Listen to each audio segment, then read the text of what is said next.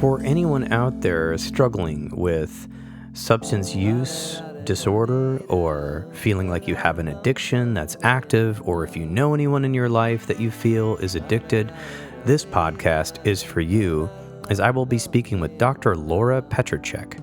She is the author of a new workbook called the DBT Workbook for Alcohol and Drug Addiction.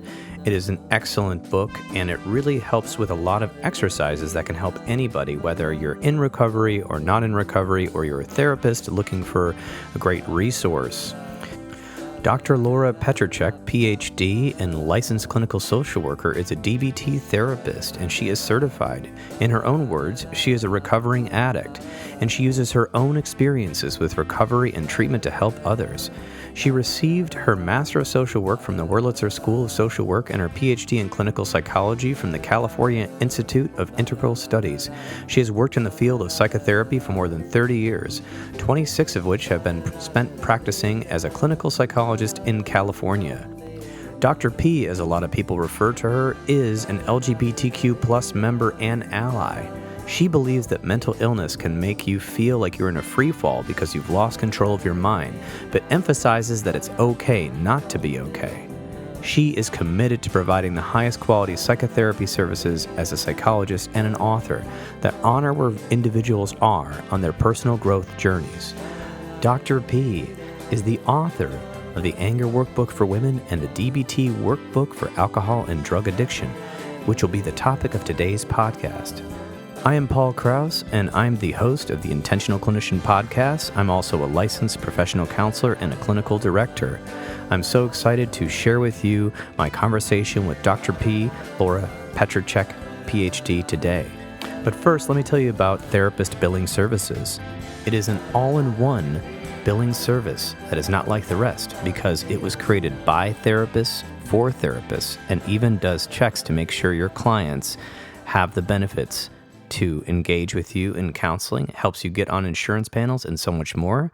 That's Therapist Billing Services, LLC, www.therapistbillingservicesllc.com. All right, let's get to the interview. Welcome to the podcast, Dr. Laura Petracek, PhD, LCSW, licensed clinical social worker. I'm so excited to have you on the podcast today. Thanks, Paul. I'm very excited to be here as well. Excellent. So we're going to be talking about a lot of things, but one of the big things we're going to be talking about is your new book, the DBT Workbook for Alcohol and Drug Addiction, Skills and Strategies for Emotional Regulation, Recovery, and Relapse Prevention, which has just come out in the last year, this year. Right. It came out in February 2023. Excellent.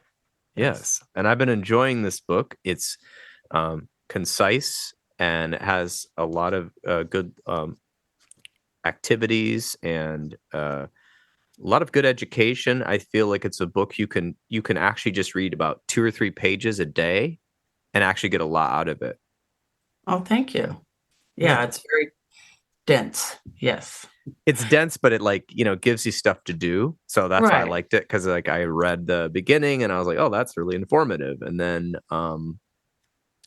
in chapter 1, you kind of have like an anecdote and a story and information, and then you kind of get right down to it with the activities.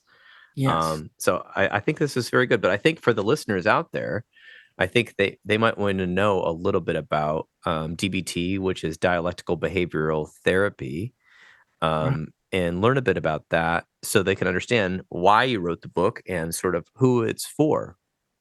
So maybe we could talk a little bit about maybe why you wrote the book first and go from there. Okay. Well, why I wrote the book, or the idea I got for the books, just some backstory. I'm in recovery 44 years, 45 years. And my sobriety date is September 7th, 1976. When I was 3 years sober, I wasn't sure what was happening. I was emotionally spiraling down. It was much more than just a depression. And my sponsor took me to a treatment center, and there I hadn't relapsed, but I wanted to go. She said, you need a safe place. And there they diagnosed me with bipolar disorder. And then fast forward, years later, my daughter went to college. I left for college and I went into a severe depression. They couldn't really find anything to help it. And this one treatment they tried kind of backfired. And I went into another manic break for the second time in my life. Um, and they did the usual drug regimen, but I was still really suffering. So my psychiatrist and therapist recommended DBT. Now, I myself, as a psychologist, have actually ironically gone through DBT training. I'm a DBT certified therapist. But it's much better. I mean, it's much different imparting what you've learned than being a client. And so in one of the groups, one of the therapists said, pain is inevitable and suffering is optional. And I said, I've heard that for years in AA, but the how to not suffer has always eluded me. I mean, they say, okay, you just accept it, but I need more tools than that, and DBT is full of tools. They have like 200 compared to the AA program or 12 and 12, maybe have 20. Um, and so I thought this would be great to combine DBT with the 12-step program. And so that's where I got the idea. And then I just kind of put it on the shelf, not for long though. I was going to wait till I was retired, which would have been like 10 years. But then COVID happened. I was like, well, not much to do. Might as well write this book. And that's what I did. Excellent. So yeah, there's a lot there with starting with your own story and then how you've helped people for years and now putting it into a book form, especially for people suffering from alcohol and drug addiction. Because I know there's the big DBT workbooks out there that a lot of people go through the main program, which is like a group, Right. an intensive group where you learn the skills and practice the skills. And then there are some therapists out there that just sort of know the skills, will teach you some skills here and there, but it's not as intensive. And this is Yes. specifically for, I love this, emotional regulation, recovery, and relapse prevention. I think that order was very intentional because one of the hardest things about when you've been using a lot of drugs or alcohol consistently is that in some ways they become the way we both emotionally regulate and the Yeah. way we also become dysregulated. Um, Hmm. and if you can get emotionally regulated without them, then I think recovery can begin because it's really hard to recover when your emotions are all over the place. And a lot of people don't realize not every person who uses alcohol and drugs, of course, uses it for this reason. But if you're Right. consistently using it, oftentimes you don't realize how much of a ritual it's become to help us feel better than we Mm. than we do normally with our emotions. And Exactly. recovery, yeah, and then recovery, of course, is like when you try to not use them, either completely, stop, or harm reduction, which would be, minimizing it in your life. Right. So, yeah, I think that's great. Um I believe dialectical behavioral therapy was first come up with by Dr. Marsha Linehan, and then it's kind of expanded from there. So, for people that are tuning in about the the the alcohol and drug portion, I think people will probably tune in for that. I have a couple of questions, and I love this quote you talked about: "Pain is inevitable, suffering is optional," because I feel like it's a very grown up, mature, wise standpoint. That if you believe life is just about excitement and fun and pleasure, it's going to be a very difficult road. But if you see that pain is part of life and so is pleasure, and actually integrate that, I think that's the hard part. Um, can you explain maybe a few things about how maybe people can start integrating that sort of concept of pain is inevitable, suffering is optional? Sure. So one of the ways is like, okay, it's accepting that, like for myself, I'm alcoholic and recovering addict. So that's the pain part. Hmm. That's The suffering is if I beat myself up about it or, try to like, why am I alcoholic? Why did this happen? It's not fair. Other people have to deal with this. That's the suffering. When Mm. we don't accept what's happening and when we don't um, admit, that this is the way it is. It is what it is a common phrase. There's a DBT cartoon where on one side of the paper, it says it's raining. And so one person says, oh, it's terrible. Now I'm not going to be able to do my run. This is my only day off. It's so upsetting. And then on the other side is the DBT client. And they say, yep, it's raining. They're not adding any suffering. The suffering is what Dr. Linehan calls the arrows, the barbs that we tell ourselves, the cognitive distortion, the negative thinking, the beating up on ourselves. That's the added suffering. That's the suffering we add to what's already happening. I mean, it could be as simple as, a rainy day or that someone died and we just go over and over it. And that's the suffering we cause ourselves instead of more doing mindfulness, meditation, accepting, talking with people. Yeah, like Yeah. in a way,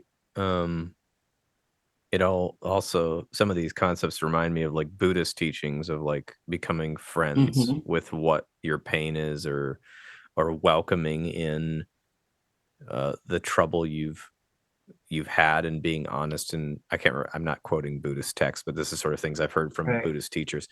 Hmm. Welcoming in what the suffering is and acknowledging your pain in that way.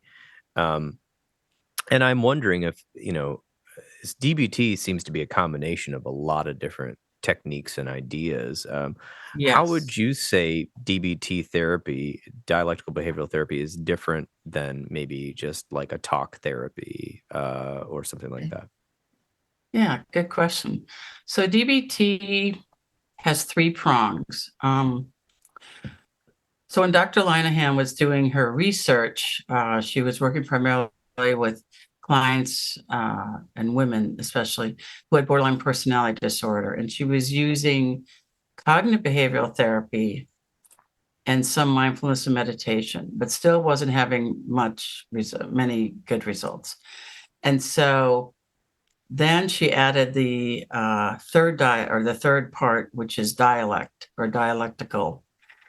And a lot of times people, on this emotional roller coaster we go on or lead ourselves on, especially people in recovery or addicts, we have the black and white thinking, all or nothing. And Marcia instead, Dr. Alina had instead looks at, okay, I'm an alcoholic and I could still live my life.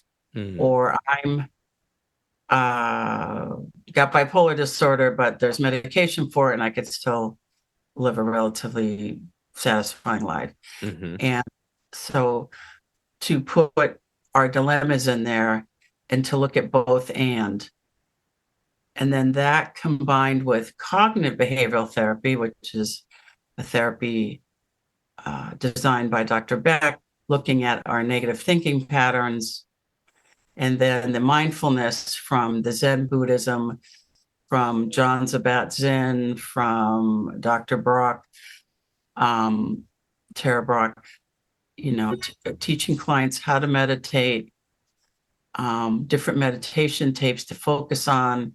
There's different apps, and there's also, of course, the skills to teach how to do that.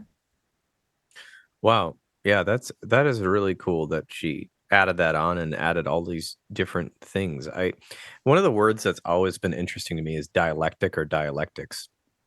And I feel like I like to define that word because I think that's the most difficult word of this entire therapy, right? Because Right. dialectical behavior therapy, we understand it's a therapy, so it's supposed to help us. Behavior, we're talking about like our choices and what we do and how we process, how we think. But dialectic, I was looking it up the other day, and in dialectics, is two meanings: the art of investigating or discussing the truth of opinions.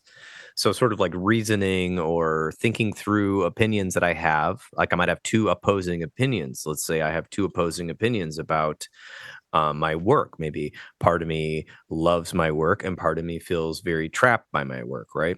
And then trying to Mhm. find that kind of middle space between those two and making Right. adjustments on both sides to help me feel less trapped. And while I do love my work, maybe being a bit more realistic about, okay, you love your work, but you don't like this part of your work. So maybe it's actually, I love this part of my work, but I don't like this part of my work. How do I be honest with myself about that? And How do you not make generalities? yes, yes.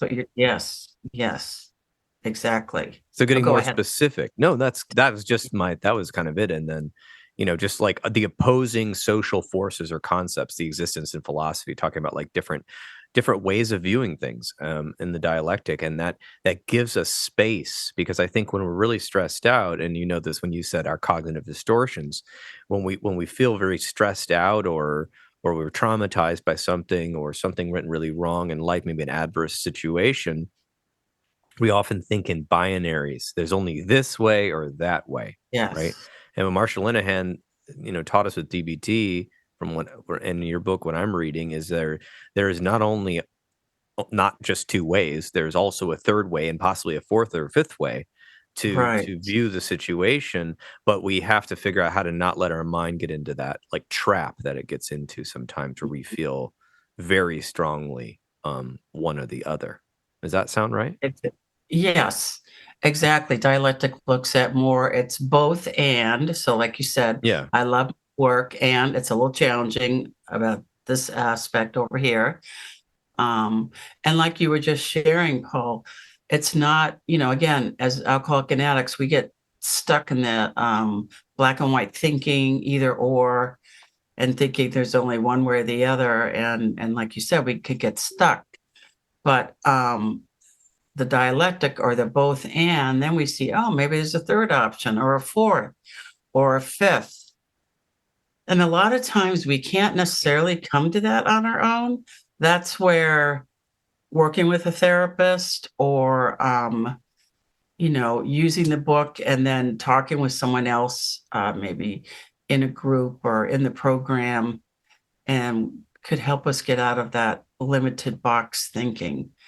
Um, that really cripples us in a lot of ways. Like sometimes people say, well, I'm just gonna end up, I'm an addict, so and this issue I can't change, so I'm just gonna have to use. Well, really? Do you have to use because let's say you're getting divorced? Let's look at that. What are some other things you could do besides pick up a drink or a drug? You Mm. know? Yeah. And one of the things I saw, like you're right, a therapist, sometimes we're really in a bad place. Going to a therapist is probably one of our best options because we want another person's feedback who we can trust. And oftentimes people have in their lives really complicated family situations, even complicated friend situations or work situations. And at least with the therapist, they're paid to follow these ethics and it's confidential. And you know that you're going to be getting somebody, hopefully, who is well trained and trying to Yes. empathize with you. So you're right. I mean, sometimes the workbook's great. I mean, we can use this as a therapist. You could use this workbook, but also as a person, you could just buy it. But sometimes we do need to go to the therapist. I Yeah, do to bring think, it to your therapist. yeah. Oh, bring it. I like that idea. Yeah, Yeah, I have a little mean, both. what I do actually with my clients, because I'm big on homework, Hmm. is I go through the workbook and I say, okay, we're going to do activity 1 and 2 today, or 1 and 2 this week. And then you bring it back next week, and we'll start off the session reviewing activity 1 and 2. And then we're going to learn a new skill, or I'll teach you a new skill today. So it's a very interactive workbook, too, for someone in therapy. It works really well that way. That's very good. And I actually found this book so far. I'm about halfway through. I'm going to keep reading it this summer, but I found it quite empowering. Like I felt like the skills and the way you frame the skills were in this very positive strength based kind of concept, and you're almost like, it's like to catch somebody doing well. Like, I feel like this book takes you through all these chapters, but there are these ways to kind of like overcome it. And I wonder if that I'm wondering if you got some of that from, the AA and recovery world. I'm curious where you kind of, or if that was already in the DBT or not. I'm just sort of curious about how you wrote that into the book and how it is so empowering. How I implemented the AA steps. Is that how you? Yeah. Well, yeah, kind of like, because they're in here. Some of them are in Yes. here. Yeah. Oh, yeah, So they're all in there. they're all in there. Okay. I needed or not needed. I, was struggling or challenged by how to structure the book. Yeah. So I had it in my head what I wanted to say. And then I realized I know I could have chapter 1, step 1, and then the DBT tools that correspond to step 1, powerless unmanageability, and then chapter 2, step 2, and then the DBT skills that would help with, can you believe in a higher power? What skills help with that Mm. issue? So that's why I structured. It's one chapter corresponds to one step, and then the DBT skills that would help enhance working with that step.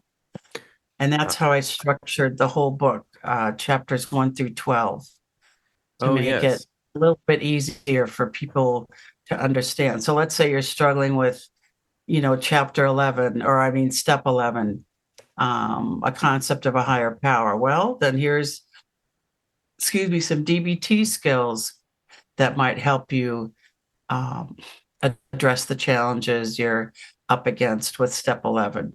Or maybe, step 1 for a lot of us is the biggie, where we hit a wall like, I don't really think I'm totally alcoholic or addict, or can't I just drink on the weekend or drink beer, or any of those ways we try to negotiate instead of accept. Oh, okay. Yeah, I didn't know that this is I saw that you wrote steps. I just didn't realize they were actually the 12 steps, because you labeled step 1. I love this. I can't stop. I love that. Is that the I don't know if that's I think you maybe updated the language, but I like that because it's like, I can't stop, dot, dot, dot. And it's like, so yeah, wow, okay. So that Yeah. would So explain it. Yeah. Go ahead. right.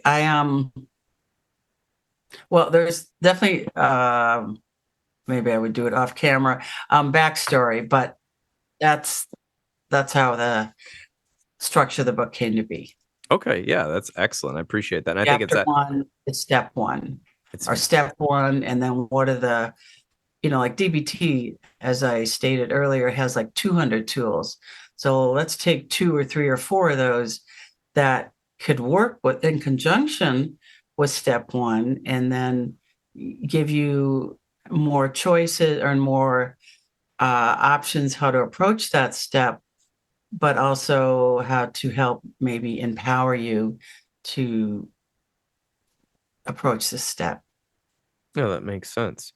Um, I wanted to ask some questions just because I'm sure people listening, I mean, obviously this is a very good book for anybody, but it'd be great to bring to your therapist, especially if you're dealing with alcohol and drug addiction. Um, the hmm, I guess what I would say is, what do you in the system, do a lot of practitioners use DBT for substance use recovery, or is this rather new? Because I've heard about it Well, being used more. that's a really good question. So Yeah. initially, when I was doing my research about how many practitioners or specifically treatment centers were using DBT in Mhm. conjunction with other therapies to work with substance abuse, alcohol use disorder, there weren't many. But then 3 years later, by the time the book was finished and published, and I went online, I was like, wow, there are lots of treatment centers now using DBT in conjunction for treating alcohol and drug addiction. And I actually was back east just a few weeks ago, training the staff for Providence treatment centers. They have 3, I think, or 4, how to implement DBT in working with alcoholic and addicts. And then I was working with another organization in Minneapolis where this one psychologist, and this is just in like 3 or 4 years, he started one center implementing DBT with alcohol substance abuse. Now he has 9. Yeah.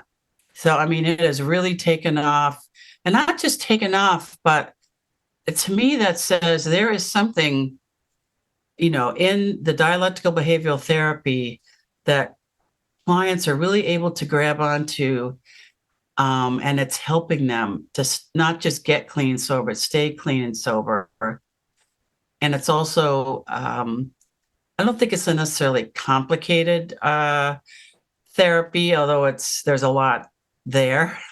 But so the therapist, I mean, you could go through the training like I did, the year-long, really intense training, but then there's more modifications of it that therapists could learn, and then from there to teach the clients. But yeah, if you just put now in DBT for alcohol and drug addiction, you'll see a lot of different treatment centers that have it. And I'm just really surprised how it's just like sprung in the past several years. It's really remarkable, actually. It's exciting. Yeah, that is exciting. I think I did study some alcohol and drug treatment. A lot of it really started in the 60s and 70s, 1970s. And back in the day, they used to use confrontation and guilt and all the sort of things. When I went through rehab, I had to wear a sign. You had to wear signs back then. I mean, shaming. That's what they thought, that therapy, or not therapy, but this is supposed to help the addict. Luckily, like halfway through, they let go of that and got more into being compassionate and understanding. But yeah, that's what treatment was like back in the day: shaming, knock you down, and then build you up. But meanwhile, most of us would just be laid out on the floor, and not very easy if someone has PTSD or all the different traumas that one could experience growing up. That's not going to help them. No, but they didn't back then. No, it didn't. And I think, go ahead.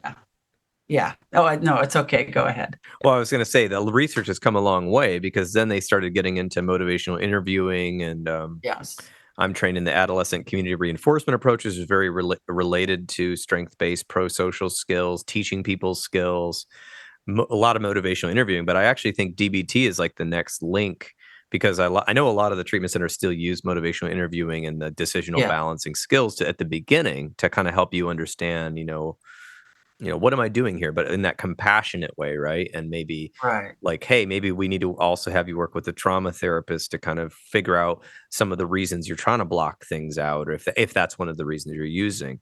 But with the DBT, I feel like maybe it's exploding because it's empowering. It actually gives you something to do in place of using. Right? Yes. Like, oh, I can actually, what I was trying to use the drug for, or the alcohol for, I can do myself. And I feel like that is a message that, instead of making people like feel shame and guilt, like, oh, I'm the worst, I used drugs again, oh no, I disappointed everyone. It's like, no, I'm learning skills and strategies now that I can empower myself. And I feel like that's got to be part of it. I was curious, what are some of your favorite skills that you love? Like maybe like one or two. I love the stop skill. Okay. So stop stands for, S, stop. So when, especially being in a conversation that maybe is starting to feel heated, like just recently I had a house guest, and it is a minor thing. It was about a meal. But anyway, I noticed she was getting upset, and I was starting to mirror her. And then I said, stop. She's like, what? I said, no, I'm saying stop to me. And then part of that is then take a step back. Mm-hmm. And there's something just physical about taking a step back, because a lot of times when we're upset, we tend to move forward, right? Not necessarily in an aggressive way, but it does kind of come off that way. And when we physically step back, we're actually removing ourselves somewhat from the situation, and we're not as amped up. We're not continuing in that. And then T stands for temperature. So to change the temperature and how you're feeling. Mm. In the Dr. Linehan's training, she has people, there's a bowl in the front of the class full of ice water, and each person had to, they had it for each one to be sanitary. You put your face in it, and boy, physiologically, that'll just Oh, yeah. that'll change any heated discussion you're having or heated feelings. Oh, yeah. And what I work with a lot of adolescents, and so of course, that's not always accessible. I have them carry the instant ice packs in their backpack, and have them like break it, hold it, maybe go to the bathroom to do that, or even if it's not, just do it right there in the classroom. Then you can just put your hand in your backpack, but because it needs to be right there.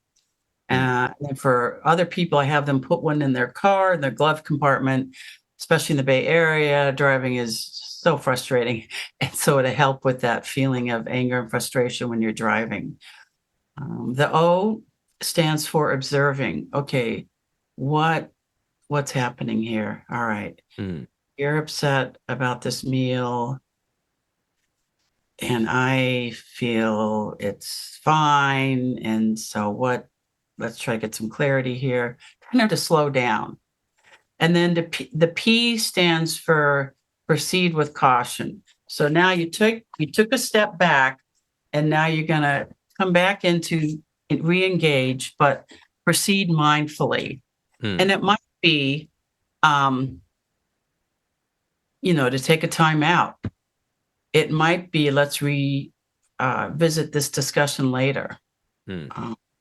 Another one that I really love, and I don't necessarily, it's not a skill you use, but one to remember.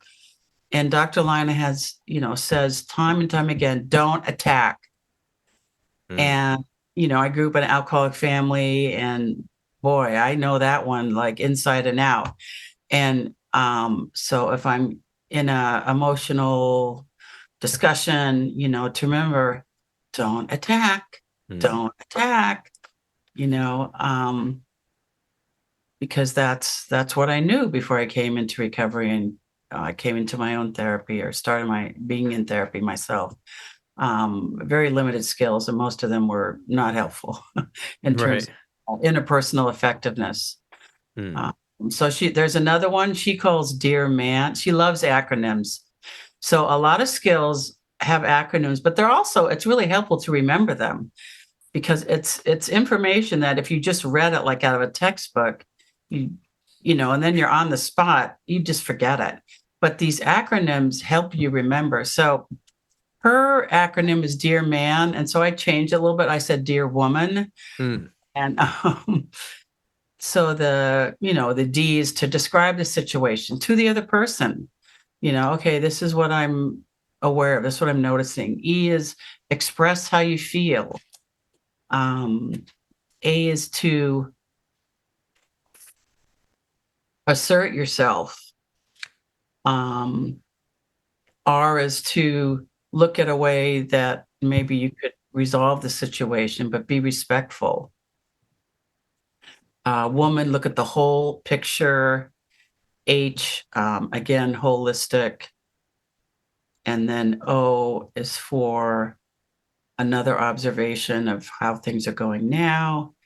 M is to put in mindfulness skills. A and N. A and again being assertive, and N to kind of not wrap it up, but summarize what has taken place. Another one I love is called No Apologies. And for me, even after I came into recovery, if you stepped on my toe, I would say, I'm sorry. I apologize for everything. I apologize for being alive. So this was a really good tool for me to be mindful of, wait, why am is this really an appropriate place or situation to apologize? And because she said by apologizing too much, even when it's not our fault, is, keeping our self-esteem lower. Um, it adds to emotional dysregulation. So it's been helpful to me because that's usually like my default. Oh, I'm sorry, because I don't like conflict, right? And so that could end it. But yet, A, it doesn't really resolve the situation, and B, wait, it's not really being um, mindful or respectful to myself, and it's also making me, lowers my own self-esteem. And is that really true? So I remember when I was starting an internship as a social worker, and I kept apologizing to the woman training me. Oh, I'm sorry, I didn't know that. She goes, Laura, what are you apologizing for? You're brand new at this agency. How would you know this stuff? And that was like, well, too. And my therapist said, too, how would you know it? But, growing up in an alcoholic family, it was, let's scan the area and to know it like that before, you could make a plan for yourself to get out of it. So it was really, it's been very eye-opening. Yeah, So I like, I, go ahead. yeah. No, that's great. Oh, I love these skills. I feel like that is, and then memorizing them with these acronyms is just so smart to kind of make a mnemonic device because that's how it's easier for us yes. to remember. Yeah. And I could see you just memorize them because they were coming right out. And and like what I hear you saying there, when you stopped apologizing or whatever, I don't know if that was the skill, but you were talking about how you did that.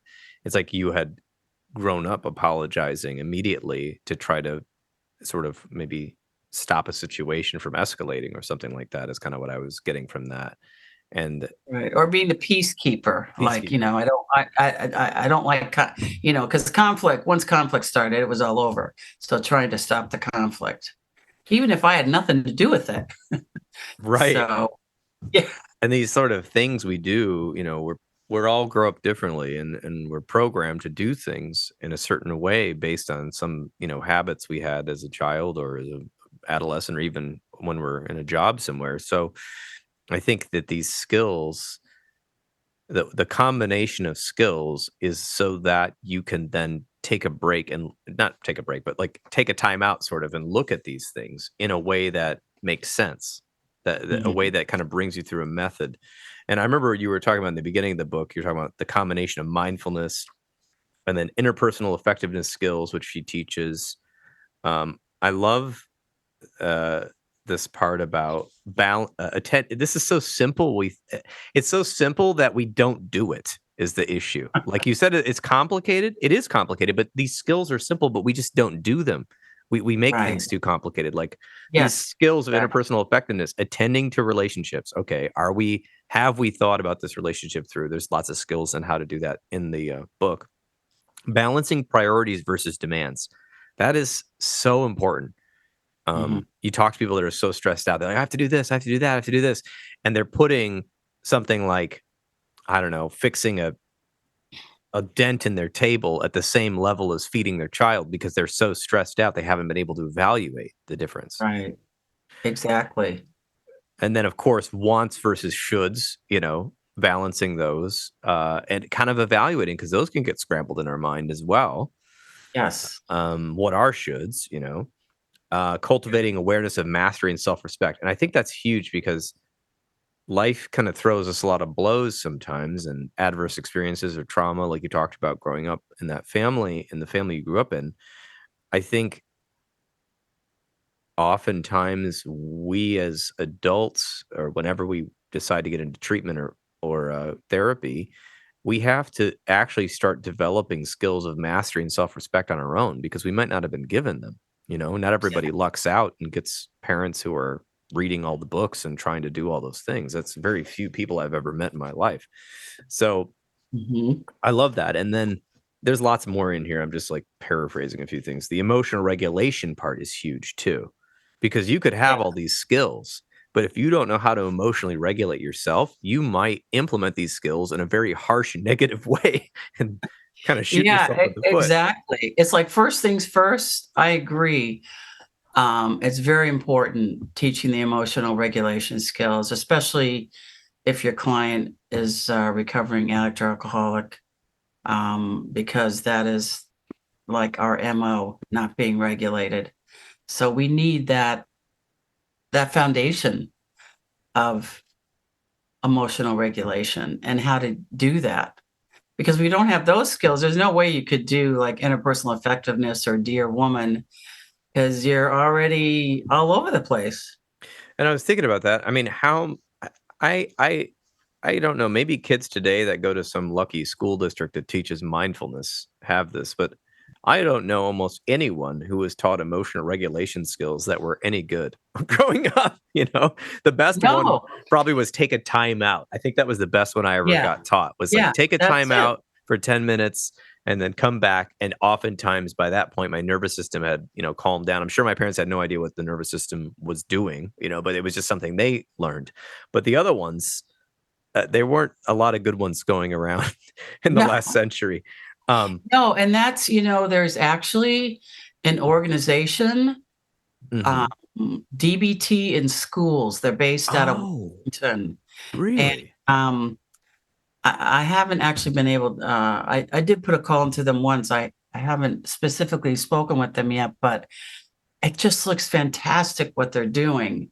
And then, like, here's something this is what I'm using with the kids I work with. Oh, It's don't DBT. what's Oh, it called? Don't let your emotions run your life for kids. Oh my yeah. gosh. Yeah. So I I'm didn't know it using, existed. yes. So DBT works with kids. So I'm using specifically that book with kids as young as 5 years old. And I Okay. was actually speaking with my sister yesterday. Um, she's basically raising her grandchildren, two grandchildren, Mhm. and I suggested this book, and she goes, "Oh my God, that looks great." I said, "Yes." I think it would really, it's really helped the kids I work with, and also the parents are learning right along with their children. You know, because like you said, the parents. I mean, I didn't have any skills until I learned it in training or in therapy about being a parent, at least in a positive way. Um, and so these skills now are being taught to children, adolescents, but not on the scale like it should be in every school curriculum, I think. Just basically emotion 101. What are feelings? A lot of times kids can't name what they're feeling, or it's either, anger or rage or depression, not much in between, or they can't name it at all because they're so withdrawn or, so yeah, this one program, in fact, that reminds me, I want to follow up with them. I think it's just outstanding what they're doing. Yeah. Yeah, I'm in full favor of that. I actually, funny enough, we're on the same team because I have thought about that for years. I used to be in education before I was a therapist. I didn't have a long career or anything because I immediately didn't like it. But I, well, and partly why I didn't like it was when I was teaching in the inner cities, or one inner city in particular. I all of the kids just came to me as that I was like a long-term sub and an intern and all this and different things I was doing for college, and they couldn't even pay attention to the history lesson, nor did they care about it. They wanted to talk about what was going on with their friends and bullies and home life, and a lot of the Yeah. kids had difficult home lives, and they told me this after class every day. I didn't know what to do. So it's partly why I became a therapist, but then I'm thinking, okay, why if schools have so many behavioral problems, which they do, they've got all Yeah. these Oh, yeah. special IEPs, individualized education plans, 504 disciplinary plans. They have all of these plans that are for each kid that just gets singled out. But for every kid that's singled out, there are tons of children that don't have the skills we're talking about. that have other less, I would say less on the radar problems, but Yeah. still major issues that are, Yes. personal. They're ending up in our therapy offices all over the country. So I'm thinking, my gosh, you're right. Like, why isn't there just like a 101 emotions, how to communicate, this sort of thing? Because if we taught that every year and different, advanced skills as you go, Yeah. people are going to be able to learn better. I mean, that's not a fix all. It's not a panacea, right? We still need more physical education. We know that kids have trouble sitting still, blah, blah. It's not one, but from the psychology world to the education world, if you're out there, we would like to implement this course, even a couple weeks a year, so Yeah. and that leads to, instead of discipline and having to come back at these kids and make all of these plans and all these accommodations, we're Right. we're coming at it from, hey, everyone's going to learn these skills. We're going to learn them together. And what I find when you do that, one kid's having a problem, the other kids will teach them, not just the teachers and the principal. That's one of my Yeah, theories. Yeah. exactly. And also, how can you learn when you don't have the trauma addressed? It's not going to happen. So no wonder all these kids came to you after class. What do they care about history? How am I gonna, my mom's drinking and I don't know what dinner I'm gonna have tonight. So I don't know how that's gonna help. Well, and And what you just oh said real quick, I want to point out for the listener, is research based. When you said that, what if you yeah, don't address the trauma, you can't learn. That is literally scientific research. Hundreds of studies have proven this, that the prefrontal cortex is offline if you're in yeah, a traumatic situation at home and you cannot learn. That's in Dr. Bruce Perry's work. I just want to point that out because you said that, and I want to make sure people know that that's a fact. Anyway, keep going. exactly. It is a fact. Yes, thank you for bringing that up. And yeah, I've worked in special education and done the testing and all that. But also, the kids a lot of times feel singled out. Like, well, Hmm. I don't really want to get the help because everyone's going to know, or they're. But meanwhile, like you said, the lesser affected or not effective, but acting out kids, they need help too. All of them could use this. And the reason is it goes right back to your book title. If you don't get help, the easiest thing to do in our society, besides watch the internet, is to use drugs and alcohol, which are Yep. readily available in Yeah. almost every home, or in any way you can access them quite easily. And Yeah. that leads to could be a lifelong addiction and an early death. It could be. Yes. Um, Yes. and so that is what we're dealing with. We talk about this stuff. It's not just about, feeling good and getting along. If you don't know how to deal with your emotions, and the fourth thing you talk about, which is distress tolerance, learning these skills to calm down, because we all get angry and upset. We all get frustrated and emotional in relationships and workplaces and school. But if we don't learn these skills, turning to drugs and alcohol, is so easy, because it does numb us, it calms us down, or whatever it does, depending on the drug or whatever. And that leads to worse problems, because in your book, you're helping people untangle problems that possibly have been going on for years, Right. with horrible health consequences. And that's where it all starts. Like you just named it right there with the kids. It starts there. Yeah. So, Exactly. so I have another. Go ahead. Do you have another point? Oh no, go ahead. Well, I had another question, because we're sort of towards the end, but I was just curious. What is a message? Because you talk about people bringing this to the therapist. You talk about people could buy the book. I guess it maybe this is something, and I'm not sure, but have you also thought about the audience of like a family member of somebody who's has an addiction, maybe learning their own skills? Have you is that an audience that we've considered as Yes. well? Most definitely. I mean, as you and I both know, addiction is a family disease, or affects the family system. Hmm. And this is very appropriate for a loved one, or caregiver, or spouse, or brother, sister, to also learn these skills, because very few clients live in a vacuum. And so by having the family be involved is also empowering. So let's say, your client is, a drink because I'm upset. Okay, let's try the stop skill. Let's do that right now. Mm. Like sometimes we need reminding, but if someone in our family or our partner doesn't know these skills, they can maybe talk to us, which is helpful. But if they could also say, "Oh, let's work on this," kind of like with the kids, when I'm teaching them these skills, I'm teaching the parents at the same time. So the kids like Mm. have a temper tantrum, and then the parent goes, "Hey, wait, Susie, let's try the break skill." And they're like, "Oh, okay, let's do it together." And so that's very helpful. I mean, the parent has to learn alongside their child these skills. And I would say, like you're suggesting, Paul, that a family member needs to, it'd be very helpful if they learn these skills as well as the person who's suffering from alcohol use or substance use disorder. Very helpful. Yeah, and I think that that mindset, helps us get away from the judgment, which Yeah. is a whole. I mean, we could write a whole book about the stigma and judgment behind, mental illness and also just drug and alcohol addiction, how people get stigmatized, right? Yeah. It's still out there. Not as bad, but not as prevalent, but it's still out there. Yeah. Yeah, absolutely.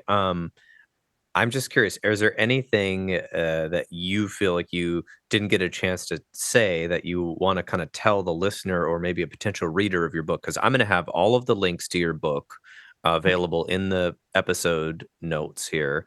But is there anything we feel like we missed, or anything you want to add? Well, I wanted to add, especially people who are in recovery and dual diagnosed like myself. A lot of times I felt like I was a failure in recovery, even though I didn't pick up a drink or a drug. But my trajectory, like most people, was like, oh, I got sober, I got married, house, car. And as soon as I got sober, my trajectory was going down. And Mm, I thought, what am I doing wrong? I'm doing these steps like 12 times over, but I didn't realize that the symptoms of bipolar were underneath the surface and then came up. And mm, then when I went into the DBT group, I also felt, there's a lot of judgment. We feel like failure. And here I am, a psychologist myself. I'm sober like 45 years. And why is this still hard? Well, and that's why I wrote a book, because sometimes the tools in the 12 and 12 aren't enough. mm, And it's written 80 years ago. So there was very limited tools at that time to help someone who's alcoholic or addict. And like you said, the trauma informed therapy, like there's 80 new therapies now that weren't available back then. So I wanted to offer hope, because I didn't have any hope for a while there after this, especially the second manic break.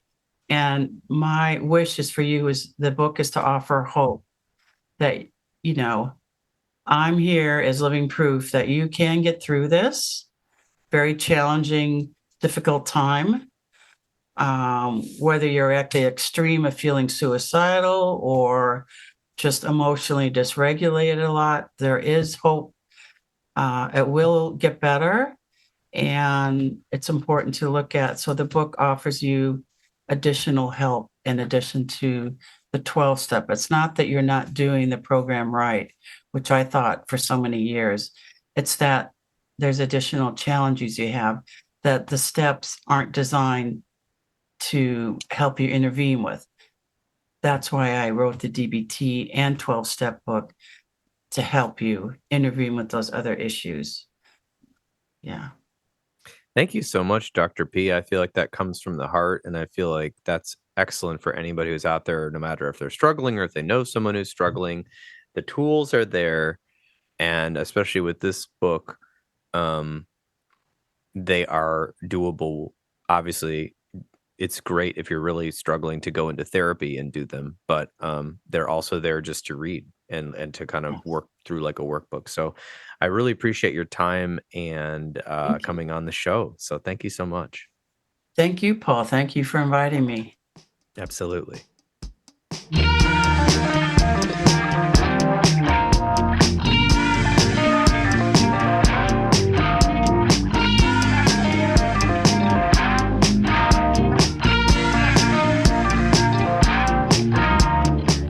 And have it. This has been another episode of the Intentional Clinician Podcast. If you're enjoying this show, please share it with people you know. I would surely appreciate it. Or take just a minute to give us a rating on iTunes. As most of you know, I am passionate about preventing future violence in the United States. My colleagues and I have started a nonprofit called the National Violence Prevention Hotline, a 501c3 organization. We are endeavoring to gain funding and collaborators so that we can start a 24/7 hotline and chat line to reach potential perpetrators before they act violently. It is a bold effort to save lives and curb violence by working to connect with potential offenders while they are in the planning stages of violence, help to de-escalate them, and provide resources so that they can get appropriate professional help. The National Violence Prevention Hotline is looking to open up a conversation about violence in society, the causes, and the solutions. You can learn more by visiting our website, www.violencepreventionhotline.org. Join us online by signing our petition on the website, sharing the website with your network of people, donating to the cause if you like, and you can now even write your congressperson from our website with a simple form.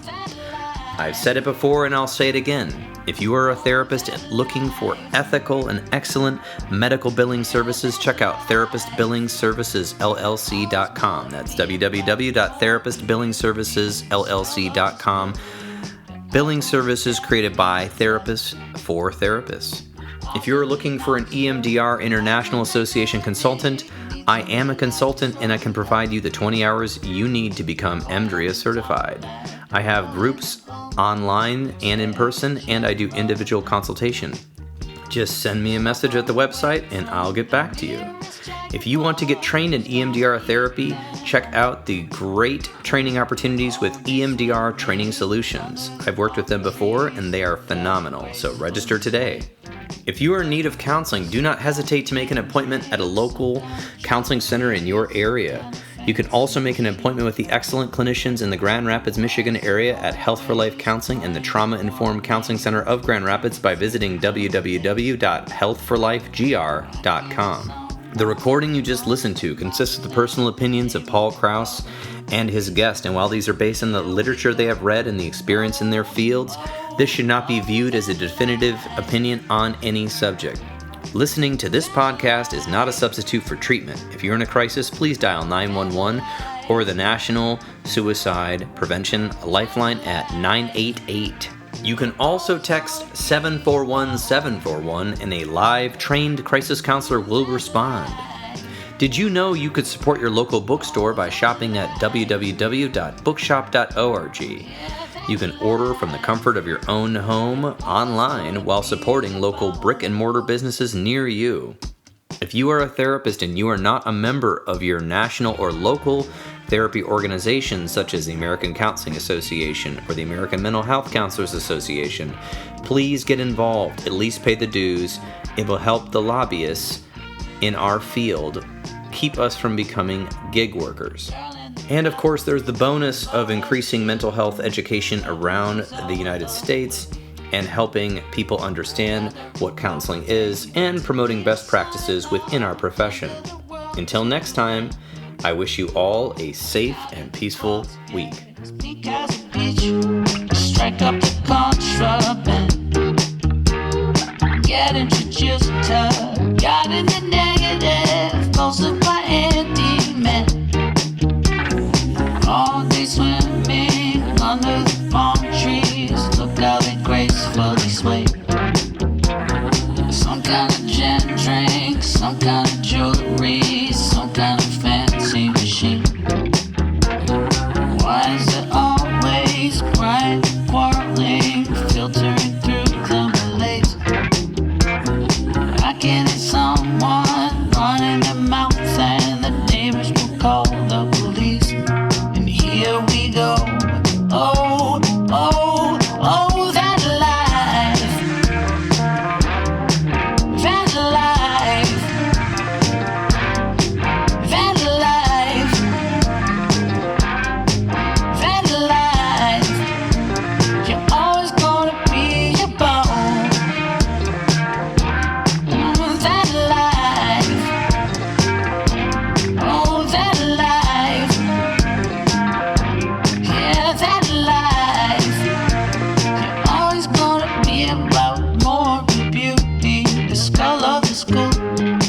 apple of daddy's eye.